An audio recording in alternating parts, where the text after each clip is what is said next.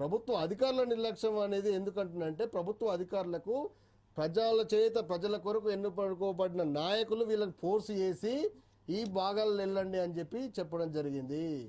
So ఇది గత కొన్ని సంవత్సరాల నుంచి నడుస్తున్న భాగవతం, ఈ ఒక్క రోజు వచ్చింది కాదు.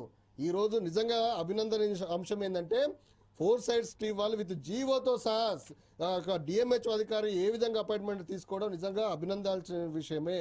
అట్లాంటి మీరు గమనించాల్సిందంటే 33 జిల్లాల్లో ఉన్న డిఎంహెచ్ఓ అధికారులు ఎట్లా ఏ విధంగా ట్రాన్స్ఫర్ అయ్యారు, ఏ విధంగా ప్రమోషన్లు వచ్చినాయి, ఏ విధంగా విభాగాలకు వెళ్ళిపోయారు.